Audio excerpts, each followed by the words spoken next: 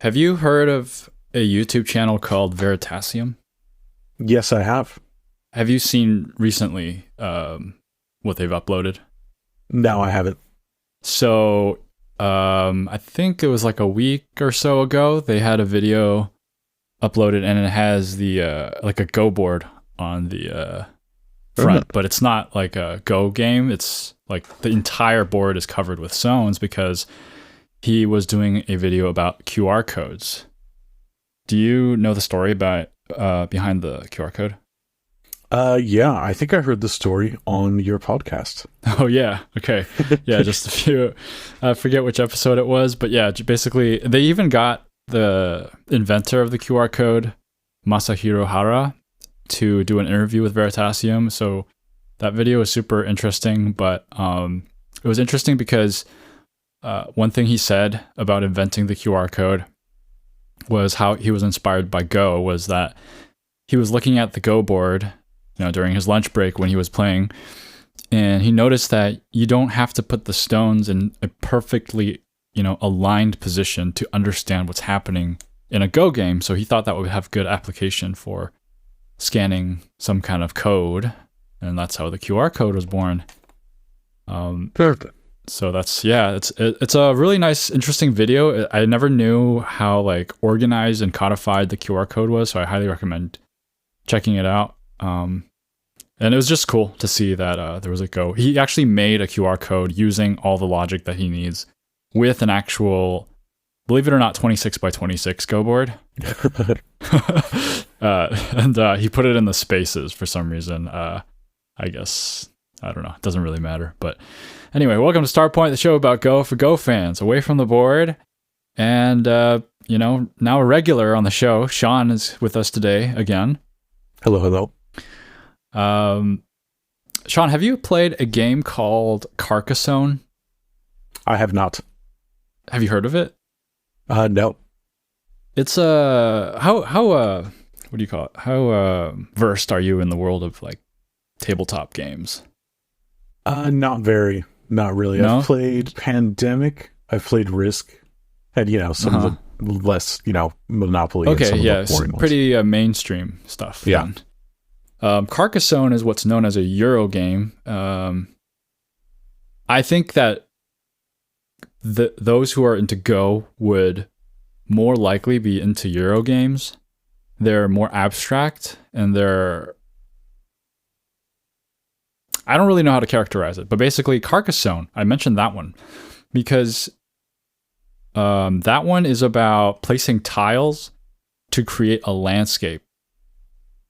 And you connect like paths and you make kingdoms and then you like make points that way. And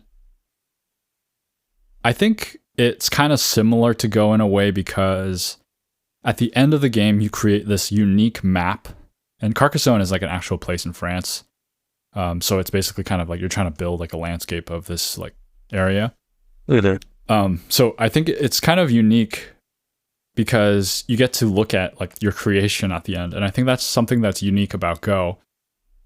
And when sometimes I play a game, after I play the game, I feel like I can just look at what I've created and be satisfied with it. Have you ever felt that way about your games? Yeah, it's like a piece of artwork that you made together, Uh-huh. That's exactly kind of like the topic I wanted to get into today is Go as an art form, whether Go is or isn't an art, or in what ways Go can be an art. The Oxford English Dictionary definition of the word art, the first definition of the noun form is the expression or application of human creative skill and imagination, typically in a visual form such as painting or sculpture, producing works to be appreciated primarily for their beauty or their emotional power. I don't know, if you just kind of told me about that description, I would very much think about Go. Yeah. Have you had like any moments in your games where you felt like it was a particularly artful game, or have you ever like had an experience that made you realize how similar Go might be to R, or have you given that like topic much thought? Here and there. I remember, I can't remember what we did, but one time, like maybe a few months ago, I was starting a correspondence game, and we did some kind of we built sort of a cool symmetrical opening, and I just like shared it out on the Discord. I was like, this isn't this just beautiful? You know? Yeah. I gotta see that. I want to see that on the Discord now. Yeah, I'll have to go find it. How many moves in was it? I don't remember. It was like, you know, within 15, you know, something like that. Yeah, that kind of reminds me of like how beginners often approach the game. They love playing Tengen, and they love playing in the middle area because they just like how it looks, because they don't have anything else to go off of. And I feel like in that way, I mean, okay, yes, it's, you know, as a beginner, you're not going to want to, you know, play Tengen. You're not going to want to play those moves. Like, you're going to learn that quick. But after you learn certain basics and you are starting to follow some principles of Go, like, you still have that. I feel like I personally still have that part of me in me that just wants to play the pretty move and just like whatever looks aesthetically pleasing.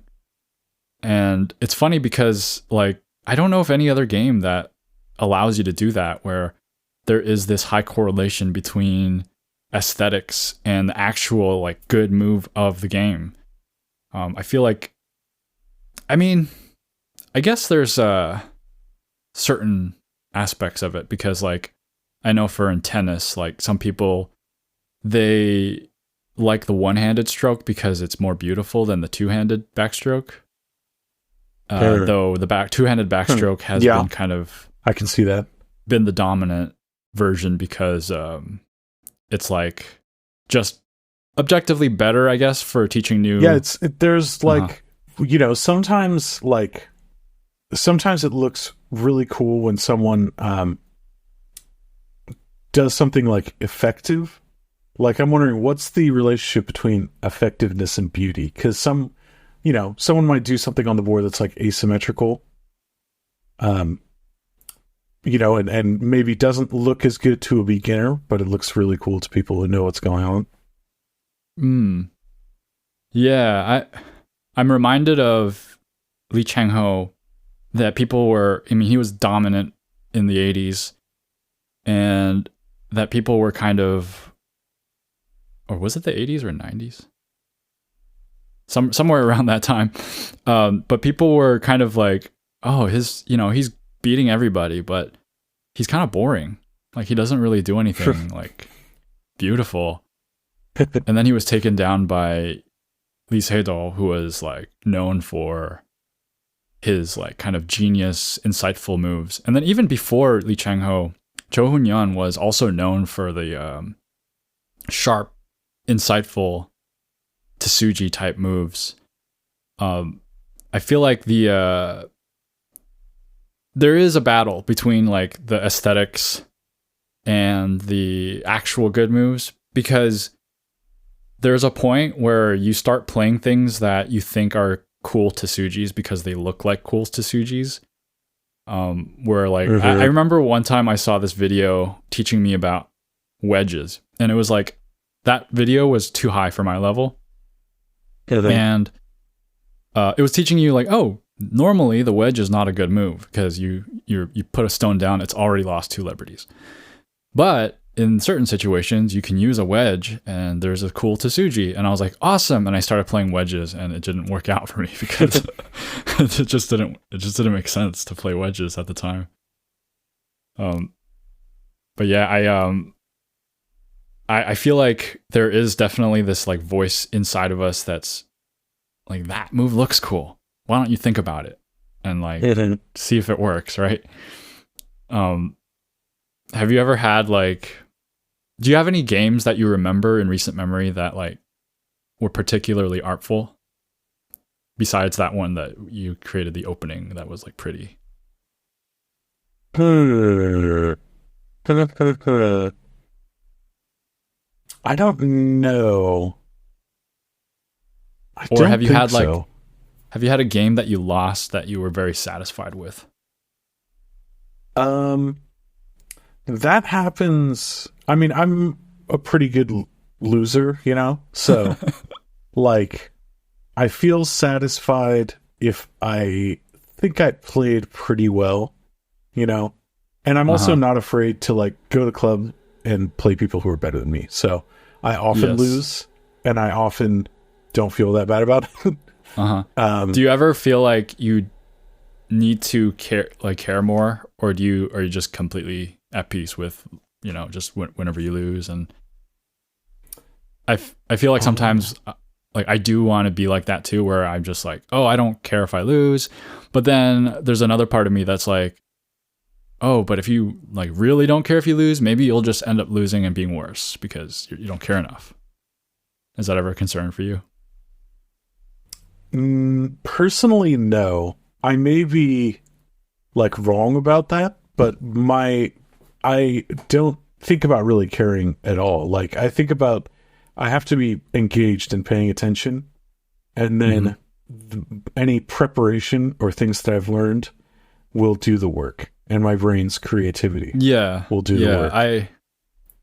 I approach it the same way. Yeah, I might be wrong. Like, there might be something about the hunger that, you know, either it helps or maybe it gives you like an edge. Maybe if I really, really care, then maybe I would be like a stone better or a half a stone better, you know? Yeah, I don't know. It's I guess it's kind of like, but if you were different, then maybe it wouldn't be you. And like, maybe that's your thing. It's like, that's the way you approach the game, and that's, you know, there's nothing wrong with that. So it's like, I mean, I think you've talked about on the podcast pros who are fighting not to care, and they like meditate and try and like free themselves from caring. So maybe it makes you worse, right? To care too much? Yeah. But something I've noticed though is like very strong players really hate losing. Like, for example, like and this is not even Go, but like Magnus Carlsen of the chess world. I think he was doing an interview once, and someone was like, "Oh, how do you handle losing?" And he's just like, "Oh, I don't handle losing. I don't lose very well, and so I just try to get better at winning." And I do feel like that drives a lot of people. Maybe it's different, right? Because that's world class, like top of the world level. I mean, maybe I think maybe there's like selection bias where if you like, as you go through, you know, higher rankings, it gets harder and harder to get another ranking up. So if you get to 3 Dan, 4 Dan, 5 Dan, you know, you might start to ask yourself, why do I even want to get 6 Dan or 7 Dan? You know, like, and I think the person who wants to be the best, the person who wants to win, who wants to defeat any opponent, you know, if you're really passionate about that, only then would you put in the work to get to like 7 Dan, 8 Dan, you know? I often wonder about that. Like, whenever I see someone who is 4 Dan plus, like, how motivated are those people to get stronger? Because at that point, I don't know. I just can't imagine wanting all that much more. Yep. Because, I'm just like, I just want to get to solid Dan level, and I'll be pretty happy. I mean, I can see myself getting to Dan level and wanting 2 Dan, 3 Dan, 4 Dan, maybe like that. But then after that, I don't know. It's kind of hard to put myself there. Really? On another example on the topic of like artistic Go games is if you listen to the Dosaku episode of Starpoint, I talk about Dosaku's masterpiece. And I think there's like 2 or 3 games that you can find that people say it's Dosaku's masterpiece. But Dosaku's masterpiece, the one that I saw, was a handicap game where he gave 2 stones of handicap, and actually he lost the game by like a half point or something. And I mean, I guess it's impressive that he lost by so little after giving 2 handicap, but I think it's like, it's not always about winning, right? It's like he's displayed his like craftsmanship of the game, and he's, I don't know, I guess I want to study that game more to really see the very insightful moves. Or if it would be great if I saw commentary. I think maybe Michael Redmond has one on it. But I feel like maybe the art of a game is something where we're reaching like something higher than just the win. Is it? And like the game is like, it's just more than the result. It's not like just like a coin toss and you're the winner, you're stronger or whatever. It's everything else that goes into it. And I think that's probably what makes it such a beautiful game. But like that can apply to everything. Like any other game, there's tons that go into it. But Go in particular has an aesthetic aspect of it that is, I think, very unique, right? Like just looking at it, there's this visual that happens that like, it's just very rare. I feel like I can't think of many other games with such a strong visual pattern result in a game. That's what I was talking about Carcassonne, which is like, it's definitely not as like visually striking as Go, in my opinion. It's just basically like tiles of roads and fields connecting to each other, which is cool in its own way. But Go, I don't know, it's just very unique. Yeah, it definitely has an aesthetic magic. I remember, I think it was probably the first time I played 19 by 19. It was on OGS. And it was like, it was an exciting game because it turned into sort of like my dragon versus their dragon. And, I wasn't very good. So I kept on thinking, like, there was a turn in the game where I thought, oh my gosh, I've killed this giant dragon, And then there was another turn when he killed my dragon, And after it was over, it was like, it was very exciting. And I came away with this sense of the aesthetic of the game. And I thought, even though I lost, it was like really cool. Have you heard of a game? I forget how many dragons, like 6 dragons playing with a pearl. No, there's an old professional game called that. I haven't reviewed it, so I don't really know much about it. But I mean, from the title, you can kind of tell what's going on. Yeah, which is pretty cool, and it sounds like what you experience. I miss those games. I don't know if it's just that I haven't been playing on Fox, or it's just my level doesn't really play like that. But these dragon games, like I've like weaned myself off of like chasing dragons, so I just don't have those like super intense dragon games anymore. People are just like protecting themselves a lot, so I'm just kind of like doing a lot of like counting and seeing where the big points are and trying to tell what Sente is. But I've been told I don't cut enough, so I think I also don't get these dragon games anymore. Oh yeah, I love a good cut, but it can be risky for sure. Have you ever had a game that you felt was ugly? Or like maybe you win, but it's ugly. It was an ugly win. I don't know about ugly wins.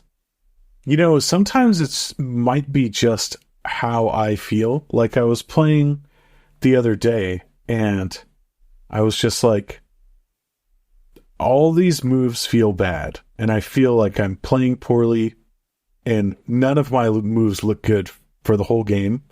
But then it turned out I was playing against a better player, and he was basically saying, it seems pretty good to him. And it was, among my better games, but it just, I didn't, there was something how I felt at the time, Yeah, that happens a lot. I mean, it's so interesting. Like, I think like whenever you have this like, oh, I'm so, strung up about this move, and then you ask the stronger player, and they're just kind of like, "Oh no, that's fine, whatever." Just like move on. Yeah. They don't. Yeah, they just kind of glaze over it, huh? And I feel like that's the ugliness of a game definitely can happen through just the feeling of it. I think I've definitely had games where I played miserably, and I think that those are the ugly games for me, when there's so many like really shabby moves on both sides, and you I don't know, maybe like I made like huge mistakes, but somehow they made huge mistakes and I still won, and I'm like, okay, that was an ugly game, but I won at least. Have you ever thought of a concept called wabi-sabi? I have. Yeah, Yes. that's. So you're familiar? I like that concept. Yeah. Yeah, I feel like the game challenges you to think in terms of that. Not only, I mean, obviously there's like the direct, but for those of you who don't know, wabi-sabi, I'm not a huge expert on this or anything, but basically in Japanese art, it's a concept of beauty in imperfection. So if you look at handmade ceramics and pottery and things like that, and you see these Japanese teacups, and they have all these warped, imperfections in the cup, and you look at it and you hold it and you realize that the wabi-sabi, or imperfect nature of that cup, makes it very beautiful. That's wabi-sabi. And I think a lot of Go players talk about it because it really applies to the aesthetic of Go. When you place the stones, they just kind of, they're not centered all the time. They're wobbling, but it all kind of comes together to create a beautiful picture. But I also think not only in the aesthetic of it, but as you're playing Go, you have to really like let go of the idea of perfection, because you can't be perfect everywhere. Yep. And I think, when you try to be perfect everywhere, that's when you lose. Can you try to get everything? I'm still learning that lesson. I feel like I've been very greedy in my perfection when I play. I just I don't know. I guess during a game, I'm thinking, well, I have to play the best move here. Like, it's not like I don't want to play the best move, but you have to like also put things in perspective and like just kind of prioritize the win over that, which is difficult at times, because if you play the best move everywhere, then you will win. So it just seems like you just have to play the best move everywhere. Yeah, but the best move, like I've noticed this with doing problems, is that the answer sometimes is like, oh, that's ugly. Like I was looking for a good move, and that move doesn't call out as a good move. You have to see the result before you see that it's a good move, Have you, like, the whenever someone says an ugly move, especially in the context of like a life and death solution, all I can think of is an empty triangle. Do you have an example of something other than an empty triangle move that would be like an ugly move that you wouldn't consider? I've learned to see the empty triangle as ugly, because I didn't always see it as ugly. Yeah. And then I took lessons from Daniel ML, and he made, I don't know if he might have made it specifically when he was doing lessons for me, but he created like this thing.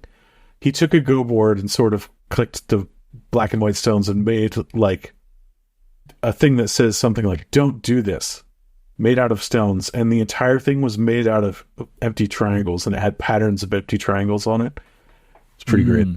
So it was like, was it like a board position, like a game position? It was like a sign made on a Go board. It had the words "Don't do this" made out of empty triangles on a Go board. Oh, I see. The letters were made of empty triangles? I think the letters, if it wasn't the letters, I know that there was also like patterns of empty triangles on the board and like around it. But I think he may have actually also made the letters out of empty triangles. Yeah, that's funny, because like as Go players, we train. It's almost like we train our eyes to like and dislike certain aesthetics, and that helps us become stronger players. there's a in the lessons in the fundamentals of Go, there is one particular example of like a board position where he's just like, this is terrible for black. If you don't think so, then stare at it and just tell yourself that it's terrible like 100 times. I don't know. It's so hard to figure out how I attained certain knowledge in Go, because I think I remember reading that and thinking like, I guess it's terrible, and I don't really know. And I don't know if like telling myself that it's terrible helped at all. But now if I open it up and I look at it and I go, yeah, that's terrible. Like everyone knows that's terrible. But like I don't know how I learned that. Like it's difficult to tell where this knowledge comes from and like how we develop this kind of taste, you know? Yeah. Yeah, this conversation kind of reminds me of a thing I heard from engineers. I guess engineers at Lockheed Martin would say when they're designing like a jet, they would say it needs to look fast. It's not going to fly if it doesn't look right. And when they were developing the stealth fighter, I think, they just, it looks like this sort of blocky diamond thing. And they were like disgusted. They were like, no, this is, as they were starting developing, they were just like, we can't do that because it's not going to fly because it doesn't look like it's going to fly, you know?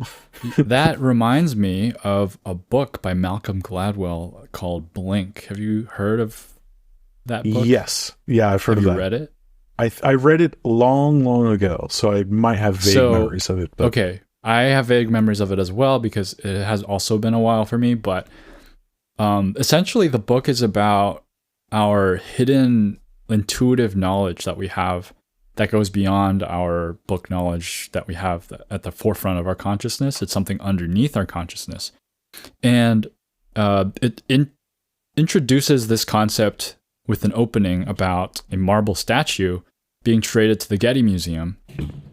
And it's just, I don't know anything about marble statues, but it was like an ancient Greek, thing. And whenever they have these trades to museums, they have all these experts come in and try to tell like the authenticity of it. And they had this trade all lined up. And then one particular person who had, been dealing with these marble statues for the longest time just took one quick look at it, no measurements, no, lab results or anything, and just said, that doesn't look right. It was just an instinctual thing, and just based on the initial immediate visual feedback of it. And it's like, who's going to say like, the average person going into a museum, seeing like 5 different marble statues, one of them could be made of like not even marble, and the general public may not even be able to tell. But this person who's been dealing with these kinds of things for a long time, just looks at this one statue it's an expertly made, spoiler alert, but expertly made counterfeit, and says something doesn't seem right. And then when he presses deeper, he's like, the fingernails are too clean, or something really tiny. And I think it's an amazing thing that we do where we gain skill at a deeper level than what we're conscious of, because so much of our learning is conscious knowledge that we just kind of, memorize. We learn the concept and we understand how in our brains it clicks together and we go, oh, cool, I learned something. But there's more than that. And I think that's one of my favorite parts of learning Go is realizing that you've learned without like having realized it before. So when you play a game, you start seeing things that you haven't seen before. I think that's a really cool feeling. Mm-hmm. Yeah, and I think people can have different approaches to the game where sometimes I talk to some people and I feel like they are looking for the sort of explanation of how to play good moves, like a story. Like you could give someone a paragraph of text and it would make them a Dawn player because it told them how to play right, versus I kind of look at the game like it's probably not possible to have a paragraph of text that would make you a Dawn player. You probably have to like practice reading, calculating. There are definitely some concepts you have to learn. Obviously there's proverbs and there's some critical, there's great books that have been written that explain concepts that help people learn. But I think it's not going to be short. Like, there's only so many proverbs that can only get you so far. Right. There is going to have to be just like experience and calculation and like stuff that goes on. You have to put things into your brain and they have to sink in and get deep in there. Yeah. In order to start producing like good Go playing, Uh-huh. Yeah, I feel the problem with Go and why it's so difficult is that the feedback loop is so long. And like let's say you're throwing a ball, you intuitively understand how to throw a ball because as a kid, you may have thrown the ball a few times, and every time you throw a ball, you get feedback, right? So you throw a ball and then, your hand slips or whatever, or your wrist bends in a weird way and the ball doesn't go very far. And you're like, I see. So that when my wrist, you're not obviously consciously thinking about all these things, but you notice that when your hand feels like it's going to the side this way, the ball doesn't travel so you kind of adjust every time you throw the ball to, adjust your positioning and your grip and everything, and then you eventually get to a point where you can throw a ball a decent amount. And then, obviously if you become like a professional baseball player, you hone that skill again and again. But the point is that when you throw the ball, you see the result and you feel it in your hand, how it feels as you throw the ball, and you can use that feedback loop to adjust. And Go has that to an extent, but there's so much that you have to wait until the end of the game to find out whether you played good moves or not.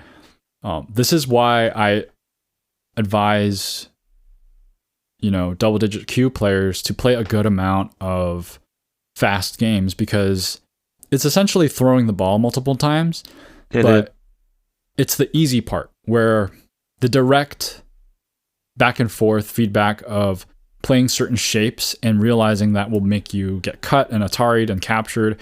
Those very, just 3-move feedback loops, you can really learn just by playing a lot of games.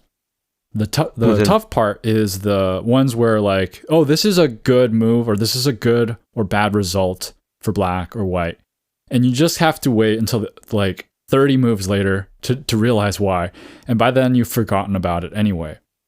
And that's the tough part, is like you don't have an immediate feedback loop to punish you when you play bad moves. And that's why I also can't explain how I have learned certain things that I know about Go, where I'm like, yeah, this is just bad because I know it's bad. I don't know what will happen, but I just don't want to do that because it's just in my bones that it's bad. Yeah, I think playing bad moves definitely can teach you. Like, I was told recently that I have to cut more by a good player. And I think what happens is I thought of that cut, I looked at it, and I said, that's a bad cut. I can kind of, maybe I'm not certain that it's not going to work, but it really seems like it's not going to work. But then the problem is all cuts look like that to me, And so... You just don't like cutting. Well, maybe. It's just they all look like they're going to fail. And so you could tell me that you need to look at cuts more and look at them more optimistically, and maybe you would see it, But also, you could just tell me to cut more. And then right. I'll see results, right? And then I'll get a sense. It'll like you were saying, right? It's you're not going to teach me exactly what cuts are going to work. But if I cut more, I will start to gain an intuition of what cuts are going to work. I'll improve my intuition, That's true. And that's why it's so important to not think so highly of your own game at any given point, because you will start to become rigid and not play certain things. Yeah. And to be able to just spread your wings, play all those moves that you never play does help, because if you don't like in your case, when you look at cuts and you feel like they're bad, but you haven't played many cuts in your games, then that's a perfect learning opportunity for you to just play cuts that you think are bad. And yeah, some of them will be bad and some of them will like end up in failure. But then you will start to know, oh, there's a difference between certain cuts there, and other cuts. I remember one of the earliest lessons I learned, which was not taught to me by a teacher, but the idea of pushing stones, like, when you have two stones, they're just, or two sets of stones and they're pushing line by line. And it's often like a game of chicken where you kind of see like who wants the tanuki first from this pushing race. And I think it's so obvious. It sounds so dumb and it's so obvious when I look back on it. But at the time, it wasn't obvious to me. It was like, oh yeah, let me push once and then let me tanuki. And then I would get cut or, haned, and it would be terrible. And then over time, I would understand like, okay, if I don't push, then maybe I will become in danger. And then I would push 3 times or 4 times. And I realized how different, how, crazily different they were when I pushed once, twice, 3 or 4 times. And I started to gain a sense of, oh, I see how much strength I gain with each push and how that would apply to my certain situation. And it sounds like such an obvious fact. And that's another difficult thing about Go is when we learn these obvious facts, they become so obvious to us that anyone else who doesn't know it, you don't feel like it's worth telling them because it's so obvious. But then you don't remember that you struggled with this concept as well.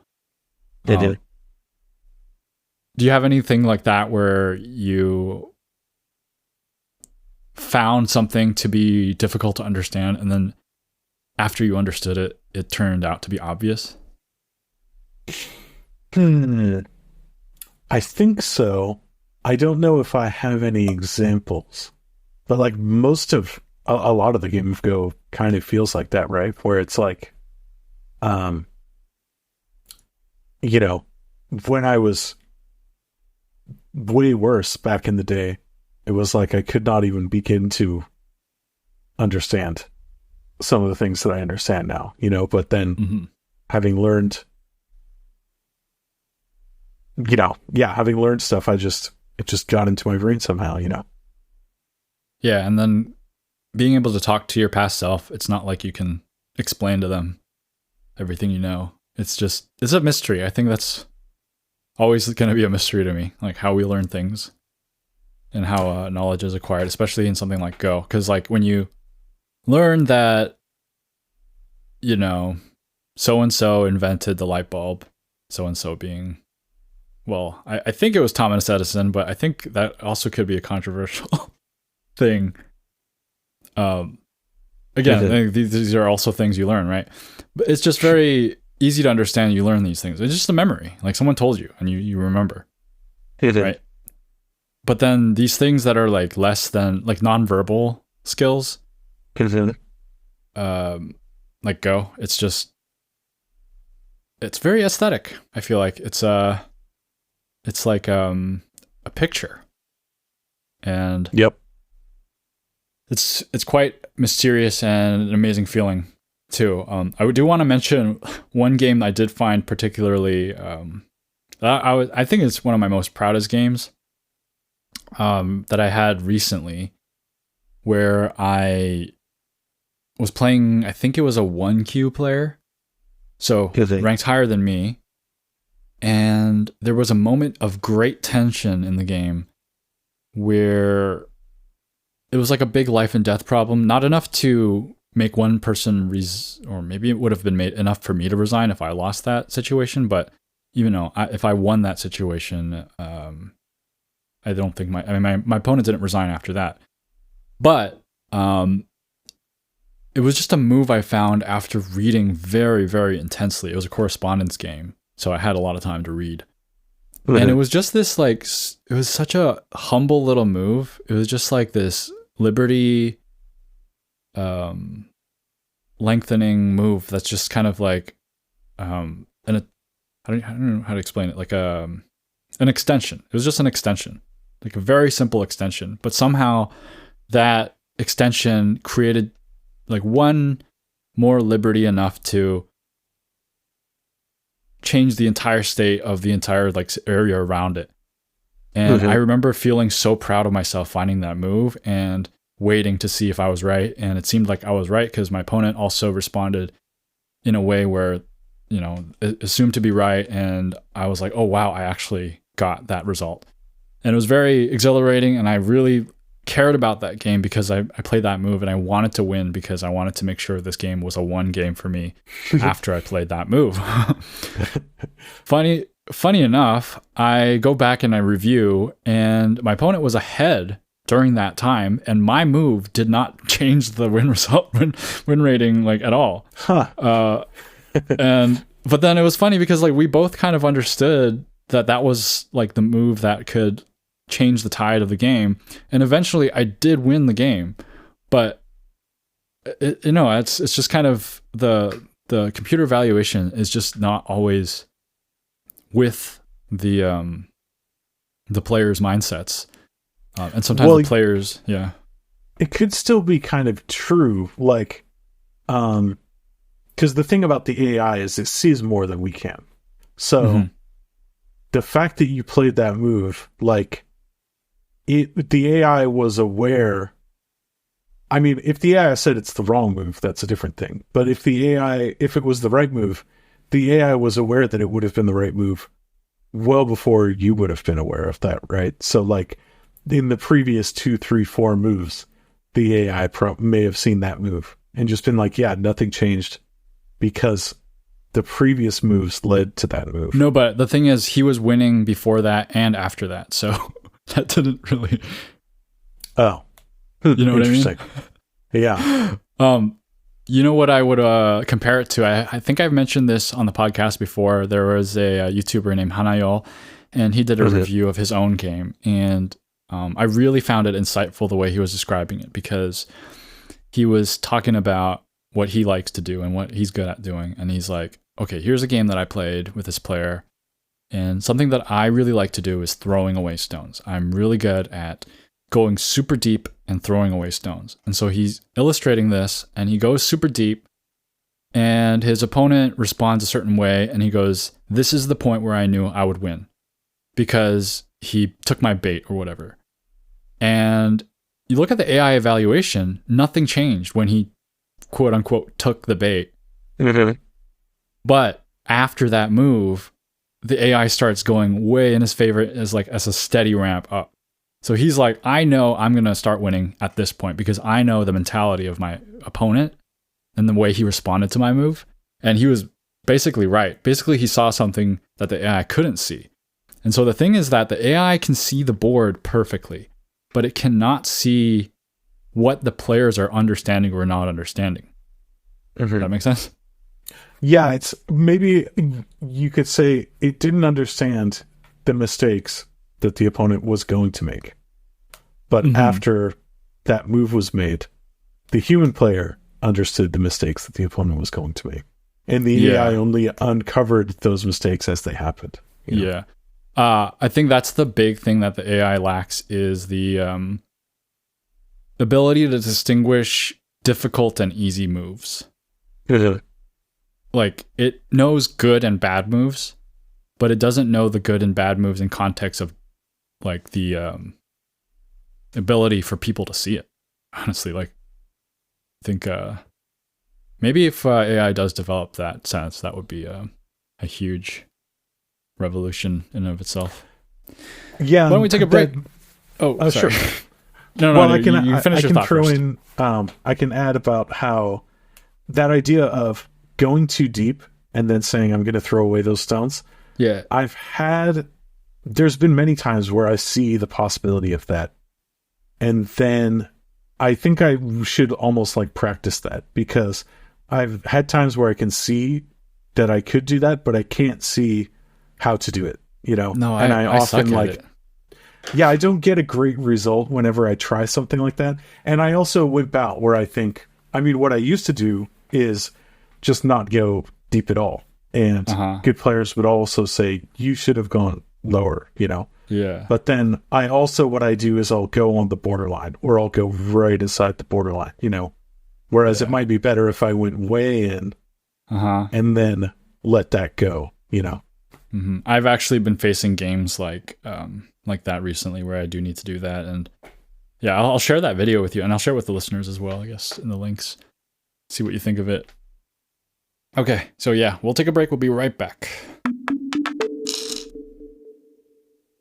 The video I mentioned about sacrificing Deep, I realize why I haven't shared it with other people yet, because it's in Korean.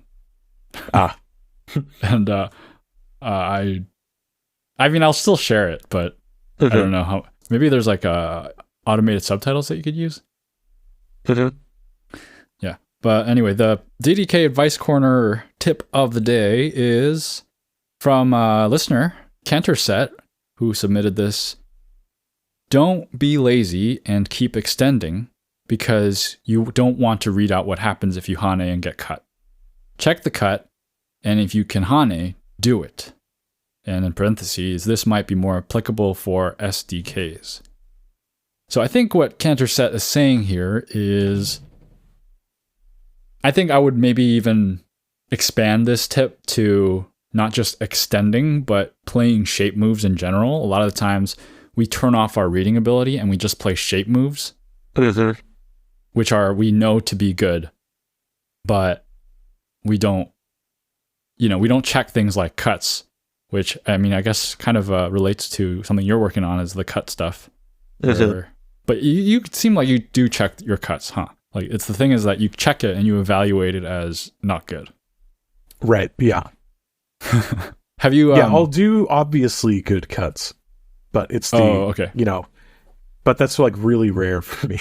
So is that a very recent development for you, like where you're starting to try new cuts, or have you had some where you've gone? That was actually more than a month ago. So I'm generally, as of now, I'm better about fighting in general. So I don't know about cutting, but I have gotten more aggressive in general. So this might be improving. Has it worked out well for you for the cutting?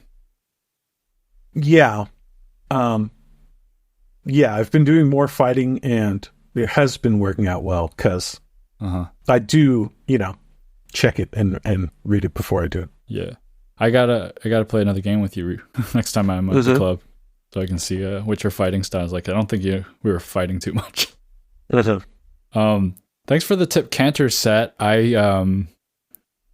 I think that's definitely something everyone can work on, is making sure you check and stop to evaluate more often. That's the thing that's exhausting for me about correspondence games, is that since I have all the time in the world, I feel a responsibility to evaluate every single move. And it's different when you're playing a fast game, when you have the excuse of, oh, I don't have enough time to evaluate, so I'll play the shape move.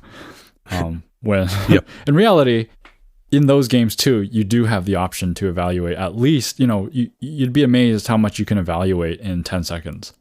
And then versus just kind of playing what you think is just a nice move. All right, thanks for the DDK Advice Corner Canterset. And now it's time for some listener mail. Hey, I love your podcast. I am a novice 19K, but anyway, I thought of an episode idea for you. There is an old book called The Protracted Game by Scott Borman, which talks about how Mao Zedong and the Chinese Communist Party used Wei Qi as a metaphor for guerrilla war, and you can find other links on this topic. For example, this one written by a U.S. Army major. Anyways, I thought it was interesting. That was from Anonymous. There was and then they linked a Sensei's library article called The Protracted Game. Have you heard of this, Sean? I have heard of this. I think I read an article about this, but I can't remember where. Maybe it might be that U.S. Army one that was linked. Oh, this is an interesting. I'm looking it up. It was written in November, December 2018, and it's like a Wei Qi versus chess article. I might do an episode on this. I'm gonna have to look through this. Oh, very interesting. Thanks for the episode idea, Anonymous. And then we got a longer one from Clay, who says, "Hey Justin, got a long one for you today. Good timing for this to be the topic as I attended my first tournament just a few weeks ago. I played in the North Carolina Championship and entered myself as a 17Q. We had a whopping 37 players. Players 2 Dan and above were in an open division with even games for the title, while the rest of us were put in sections based on rank to play handicap games for 4 rounds. There were 5 of us entered as DDKs, so we made up section E." Wow, that's awesome. Only 5 DDKs? I guess you only have 37 players, but only for 5 of them to be DDKs, I feel like that's a pretty strong group. And that's exactly how the tournaments that I've been to were organized, with the open division being the very strong players. Sean, you said you haven't been out to like an official tournament, right? Nope, I have not. Do you plan on it? I'm not super motivated to play in a tournament. I may someday. But I don't specifically plan on it. Yeah, my first one, like, I feel like it can be a little added stress that you might not want. Like putting stakes up when you just like having fun with it. Moving on, before we began, I helped set up boards and clocks, just the TO and me, I guess.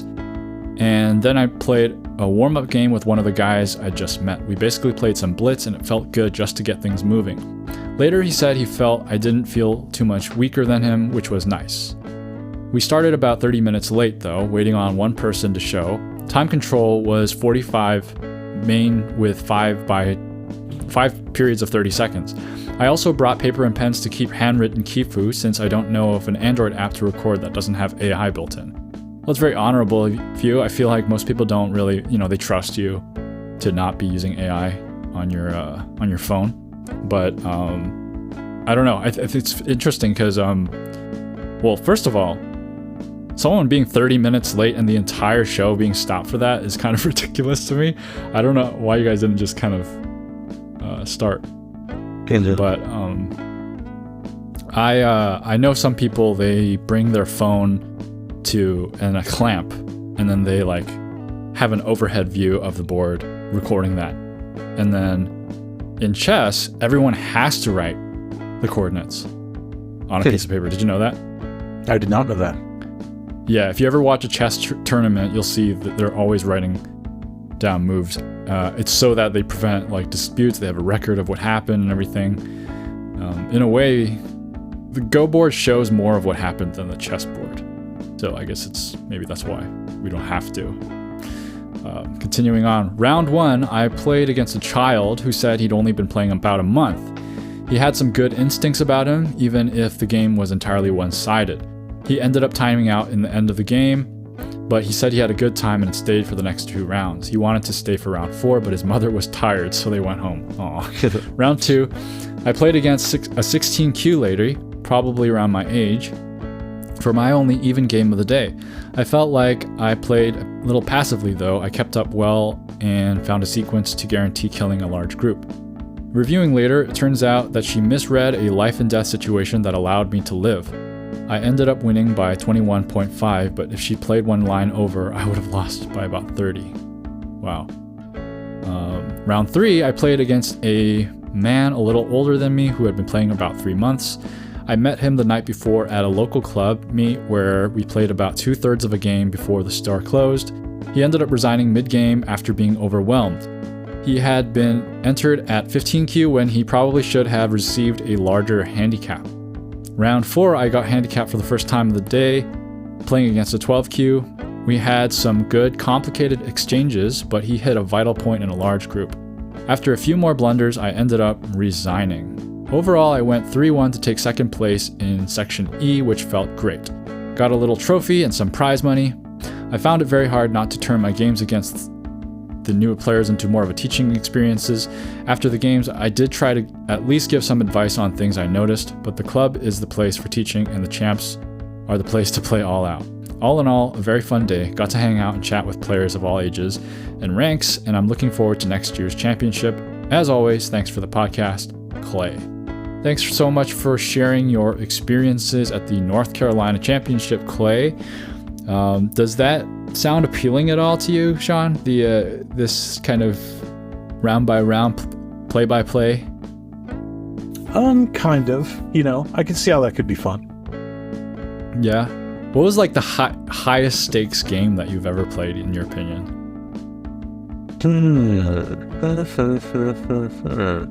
We did an online correspondence tournament.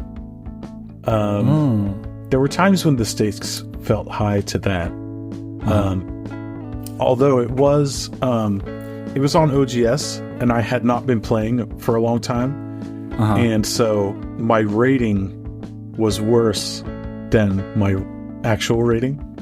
And the tournament had a handicap.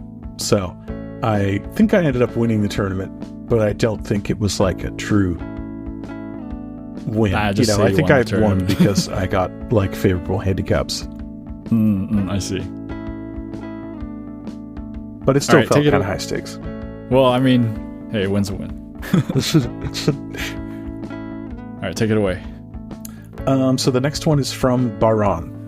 Hi, I am Baran, a 7 to 8Q OGS Go enthusiast.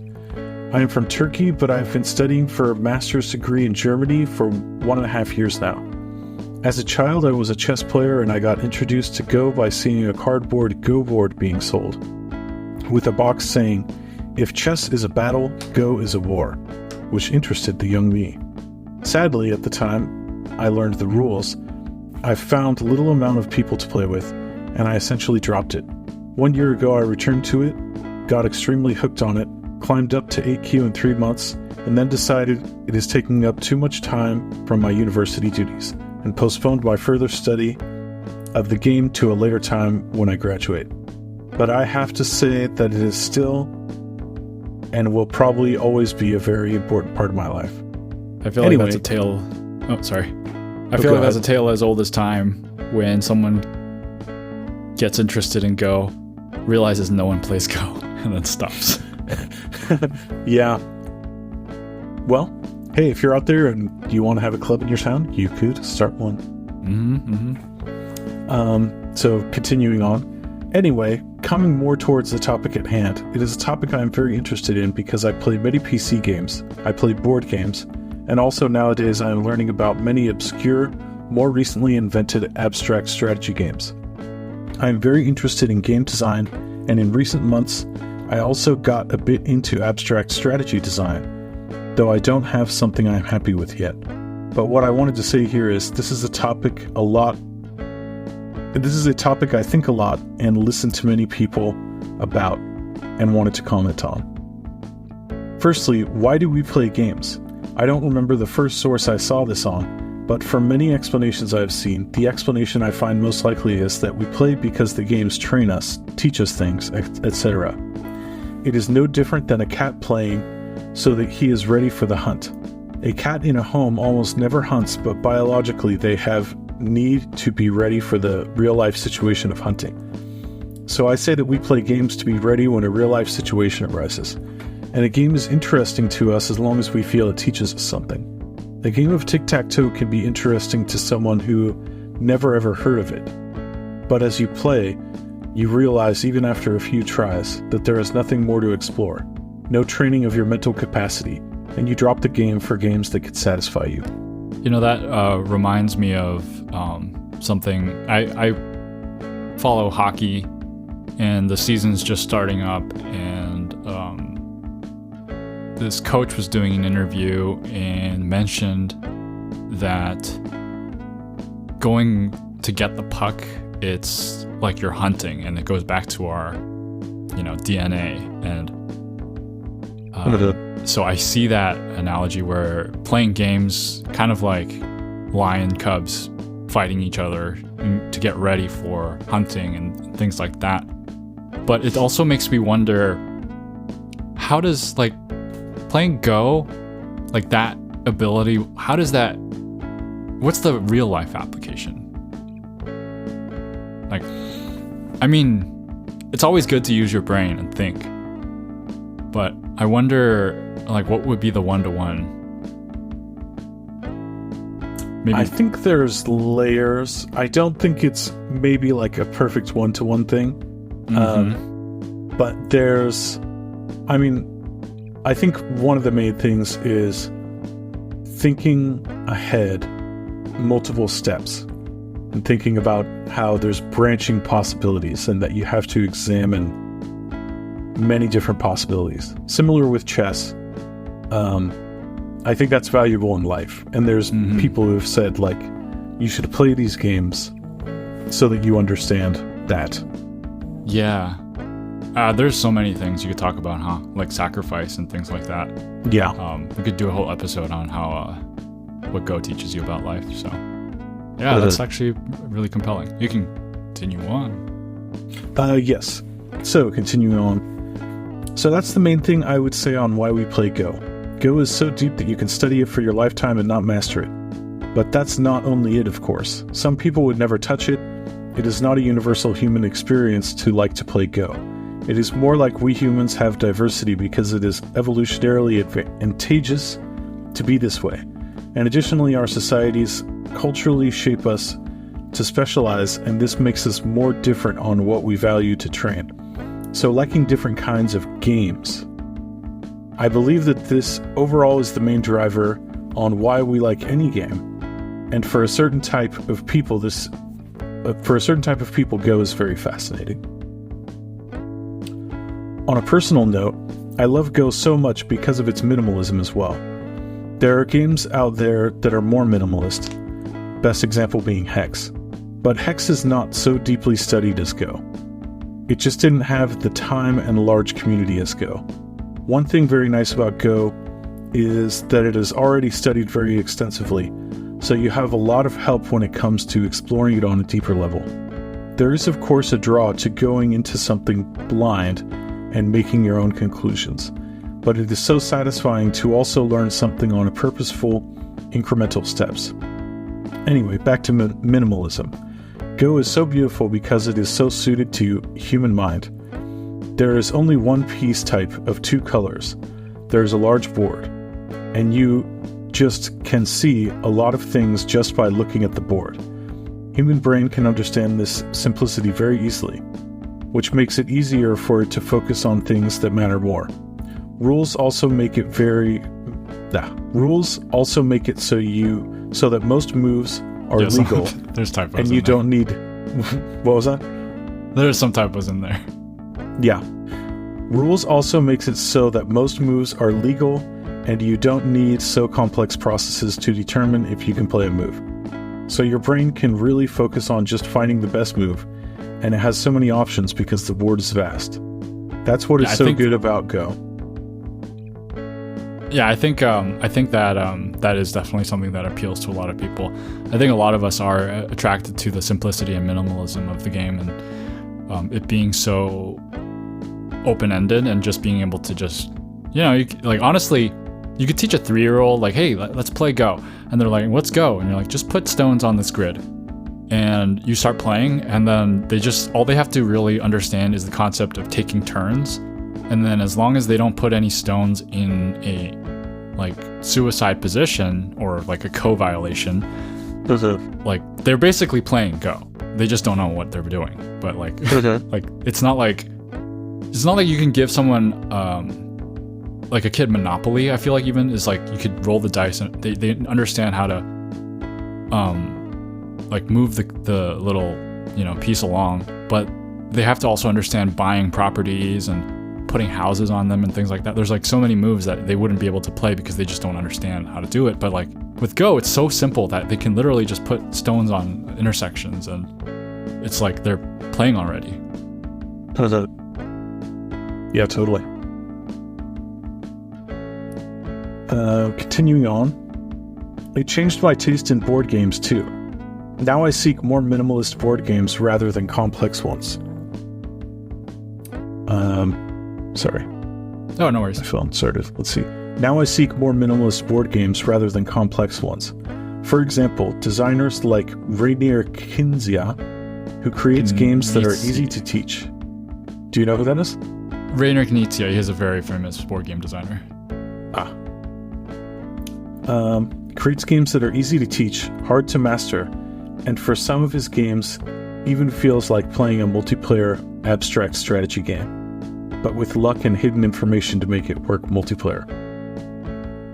My girlfriend, who I've failed so far to introduce to Go, failed to make her like it is what I mean, also makes more convoluted rules that enforce a theme on a game, and I think at the core it is the same thing that makes her not like Go as much.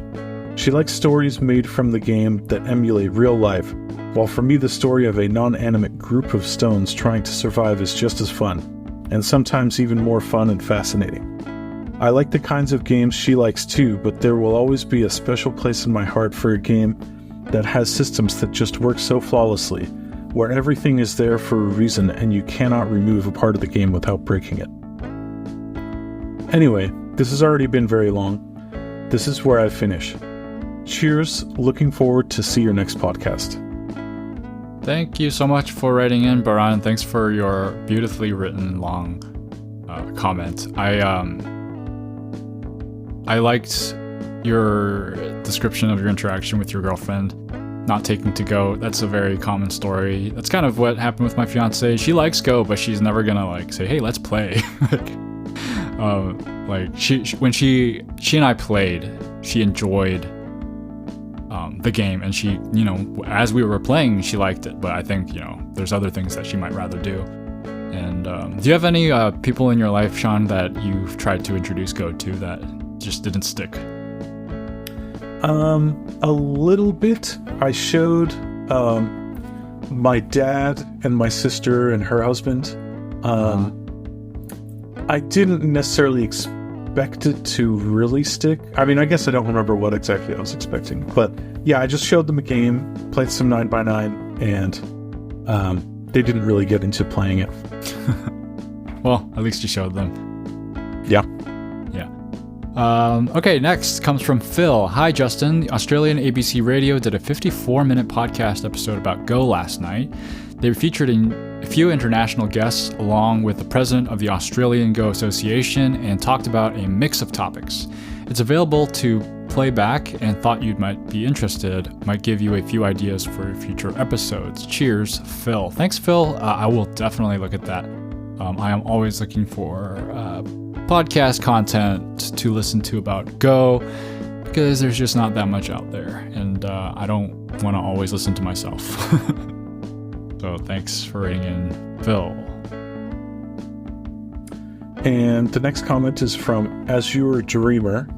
I think he's referring to the episode about why we play Go. He says, personally, an obsessive need for mental stimulation. The social aspects are really nice, though. It's kind of like asking why a musician plays a guitar or an enthusiast listens to music, a mixture between passive enjoyment and active engagement.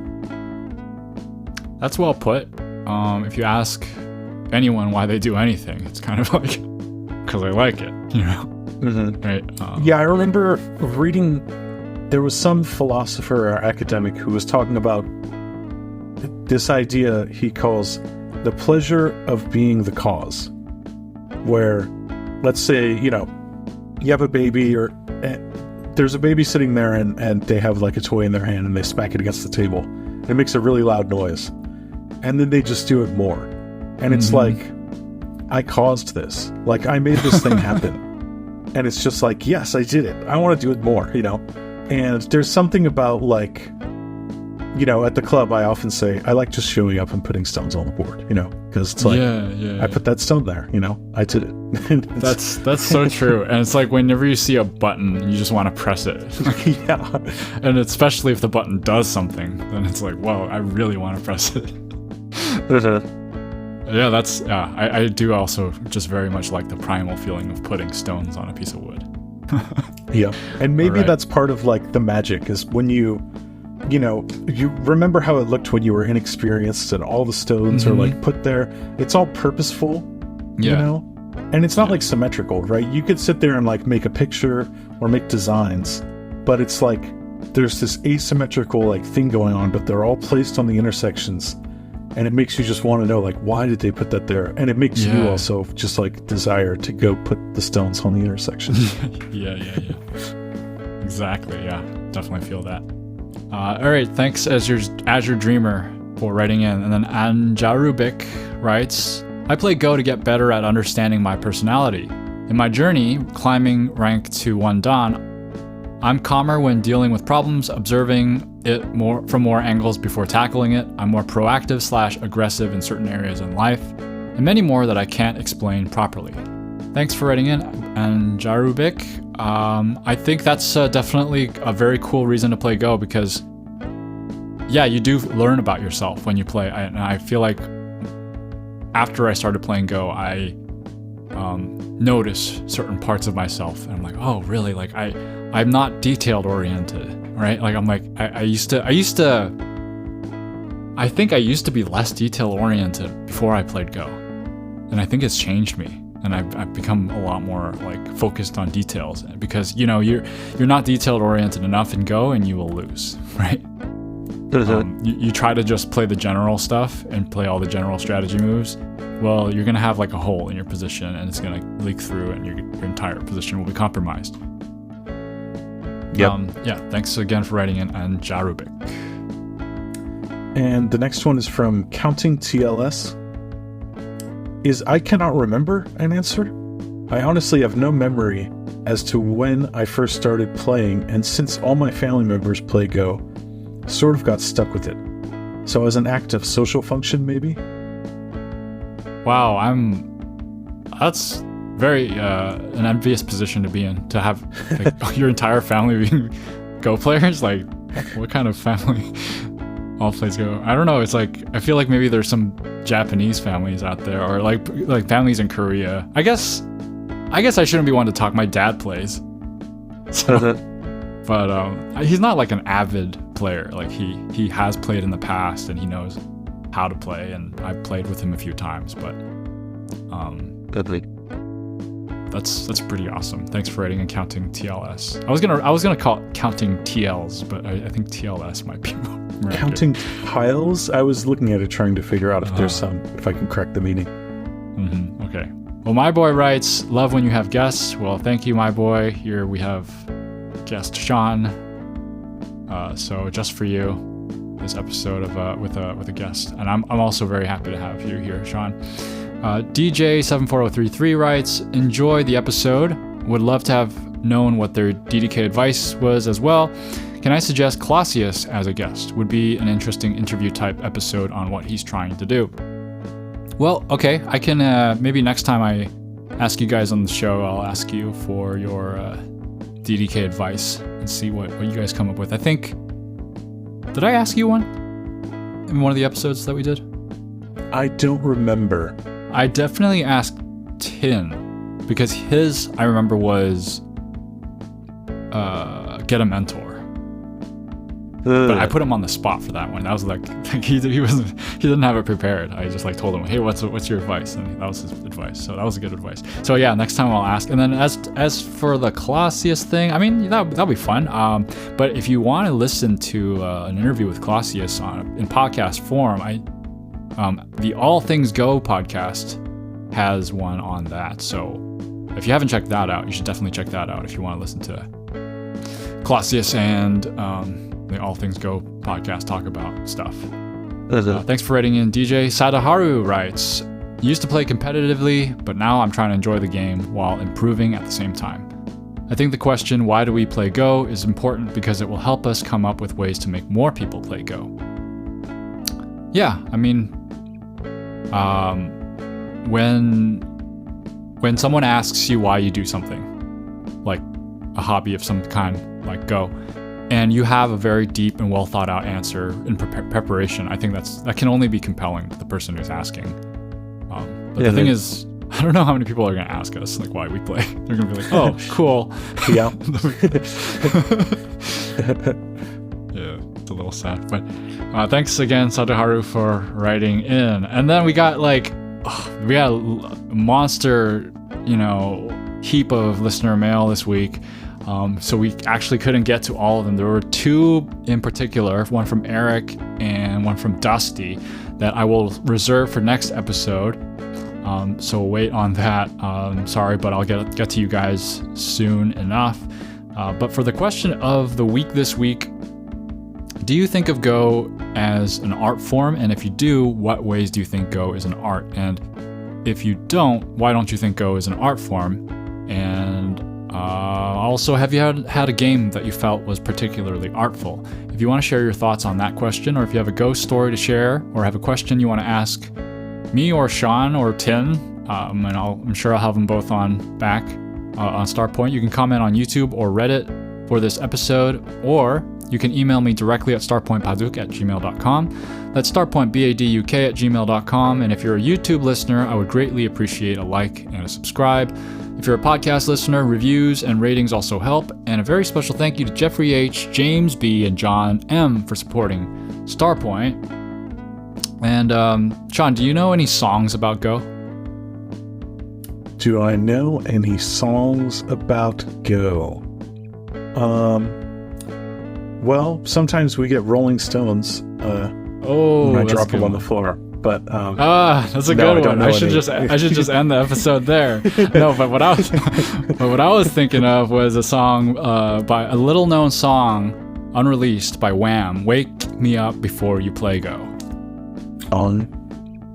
Okay, thanks for listening, everyone. Keep playing Go.